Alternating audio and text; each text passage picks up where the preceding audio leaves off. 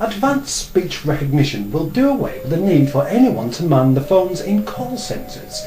It will be fully automated. When you call for a loan, you will speak to sophisticated computer software that will understand many different languages and accents too. It will also be able to answer questions, and in theory the frustrations of communicating with an automated system will be a thing of the distant past. It will be just like talking to a real person, but better, because it won't ever be grumpy or disinterested. And whatever kind of abuse you chuck at it, it will respond politely and continue to be as much help as possible. As the software will have extremely good artificial understanding of conversation, you will be able to chat with it too, and play a kind of practical joke that won't hurt anyone. Good afternoon. Welcome to HSB Loan Department. How may I help you today? Yeah, I want 3 cheeseburgers and an static meal. Oh, I'm sorry, sir, but we don't sell food. Perhaps you should try a Oh, fast go food on, outlet. get me some food, I'm starving. Oh dear, I am sorry to hear that. I wish I could help, but I really can't. Well, I'm in Bracknell. Tell me where the nearest pub is, or I'll shoot this puppy. Oh, you have a great sense of humour, sir. Try McDonald's in the town centre. It's very easy to find. Alright then, thanks very much, bye. Thank you, sir, and enjoy Yeah. your meal. Banks will be a very different thing altogether. Gone will be the high street bank, and although this may be met with some customer resistance, opinions can be changed, especially when you're presented by savings that may be passed on as higher interest rates on current accounts. But people forget the promises made to them. It just takes time. Rather than employing people and having expensive buildings draining the resources, every transaction will be completed online with a skeleton crew of managers and a warehouse full of computers. Your virtual money will be no less safe than it is now. This kind of advancement isn't so far off. By 2111, it will be well established, and we'll wonder how we ever got on with letting real people handle our money. Real people, real mistakes will be something that nobody will miss. The shops will be mostly unmanned. It is perfectly feasible that a trip to Tesco will be completely without human interaction.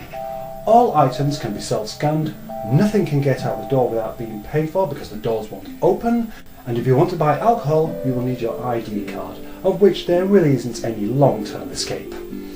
The shelves will restock themselves with a series of hidden product pipes.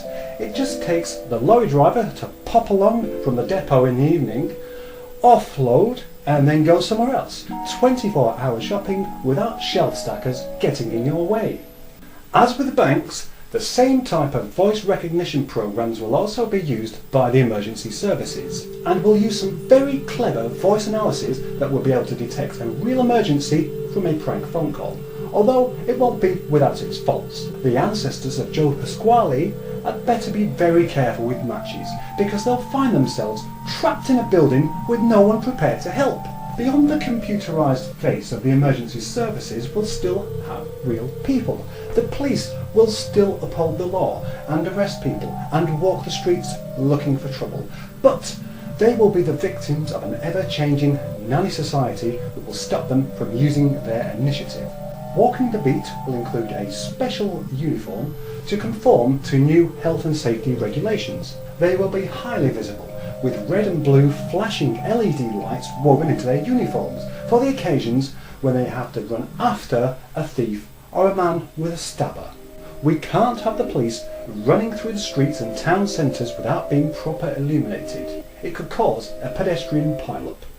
The police will only need to aim their tracking gun at the alleged perpetrator, and there will be no escape. It will be a laser blipper. Just point and press. A red dot will appear on the suspected criminal's back. The officer in pursuit will press OK or cancel, should his aim be useless.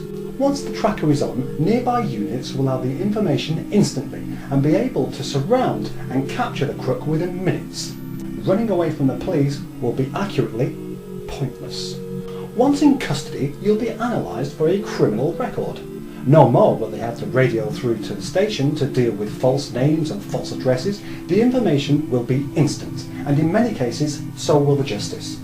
Along with an all-new safety-inspired stun gun called the Friendly Pacifier, for those moments when the delinquent doesn't want to come quietly, the police won't even have to be physically fit. People aren't going to stop having accidents, so the ambulance service will be needed as ever. And in some cases, they'll look a bit like a mobile hospital. Calls for an ambulance will involve answering a lot of questions because it's imperative that the right kind of ambulance attains the scene. Heart attacks and strokes require a different set of medical equipment than those beaten up or stabbed, so the information needs to be correct and comprehensive. The ambulance service does not want to send out a team of heart specialists in a truck to scrape up an inebriated idiot drenched in urine, when a mobile medic will suffice. Sadly, this may cause the good-natured human being to pretend that they hadn't noticed the old lady tripping over and breaking her hip because they don't really want to be subject to an in-depth questionnaire. Equally, many will avoid using the ambulance service for their own misfortunes because they'd rather be in pain than have to complete the mandatory customer satisfaction survey, aimed at making the emergency services more efficient.